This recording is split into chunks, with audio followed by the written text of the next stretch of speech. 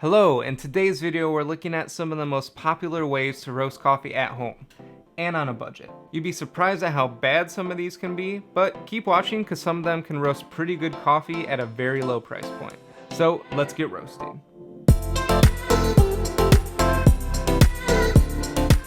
Hello, my name is Stephen Holm and I am with Homegrounds, where we help you brew, enjoy, and in this case roast better quality coffee right at home. If you're new here, be sure to subscribe and let us know in the comments if there's anything in particular you'd like to see. Today we're going to be going through the pros and cons of some popular budget methods for roasting coffee at home, ranging from an oven to a dedicated coffee roasting machine. I actually started roasting about 5 years ago using one of these methods and was able to turn that into a full commercial roasting business. Now that is not to say that I am a coffee roasting expert, but I do have some experience and can provide some good advice on the topic. Now let's start with the most accessible method for roasting coffee at home that pretty much anyone could do right now, provided you have some green coffee, and that is oven roasting. Now before this video, I had never even attempted roasting coffee in an oven because I knew it would not turn out good, but it had to be done for science. So I preheated my oven to 450 degrees for 30 minutes to ensure it was plenty hot, made sure to open my windows and door because it's gonna get smoky, threw some beans on a roasting pan and tossed them in the oven, making sure to open the door every minute or so to check the beans and move them around a bit. After 6 minutes, the beans began to crack and I removed them from the oven at 8 minutes, immediately transferring them to a metal colander and shaking that to cool the beans down and stop the roasting process. I didn't even need to taste this to know it's bad because you can see the beans are burnt in some spots and it's a very uneven roast, but I did it anyways for science. It tastes terrible. Burnt, lacking any discernible coffee characteristics, and tasting a bit smoky because of the lack of airflow inside of the oven. And I don't even know how I would approach a second roast of this besides just playing around with the oven temperature, but that's only going to help so much. So hopefully by now you get the sense that roasting coffee in an oven is not ideal. You see, coffee beans need to be agitated constantly during a roast so that they don't get burnt on the outside and to ensure that the roast is nice and even. And they also need adequate airflow so that they're not just sitting in their own smoke the entire roast. I don't see any way that you could roast good coffee in an oven, but feel free to prove me wrong in the comments.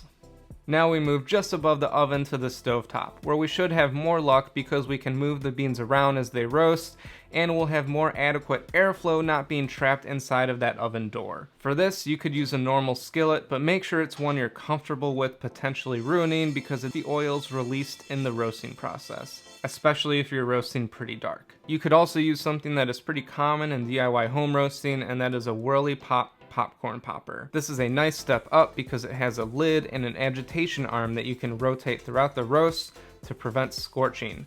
The last stovetop method gets a little more interesting with something actually built for coffee roasting, the Nuvo Eco Roaster. This is a cleverly designed little ceramic roaster that can be held and shaken above a stovetop burner. It has a slot on the end of the handle for dropping the beans at the end of the roast, and I was surprised at some of the results I could get with this. So what are some of the pros to roasting coffee on a stovetop? First, you're able to move the beans as they roast, preventing scorching and ensuring a more even roast. Second, you get more adequate airflow, ensuring that the beans don't get all smoky. Third, you can actually see the beans as they roast versus in an oven where you only see the beans whenever you open the door. And lastly, you can roast a pretty good amount of coffee, especially compared to some of the options we'll be talking about later. Now, what are some of the cons to roasting coffee on a stovetop? First off, you have to manually agitate the beans throughout the roast.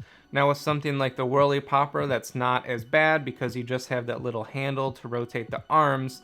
But once you start roasting coffee in a cast iron skillet, you're holding that thing up and moving it around the whole time, and that can get very tiresome.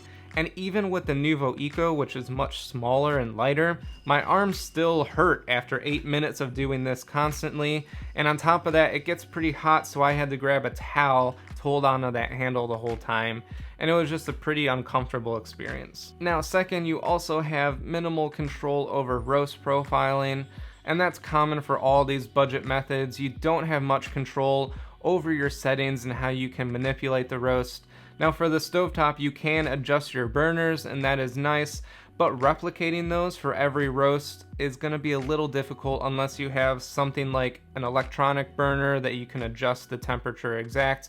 But on my stove, that's going to be a little difficult. The last con with stovetop roasting is you're still lacking in the quality of the roast. As you can see, they are definitely better than the roast done in the oven. However, they are still pretty uneven and you do get some scorching. Next, we move on to our favorite budget method and the method that I started roasting on, and that is with a popcorn popper. You can easily find these pretty cheap at a thrift store or a local supermarket, but try and find one that has side vents on the inside as opposed to ones coming out of the bottom, because this will ensure proper airflow and movement for the beans throughout the roast.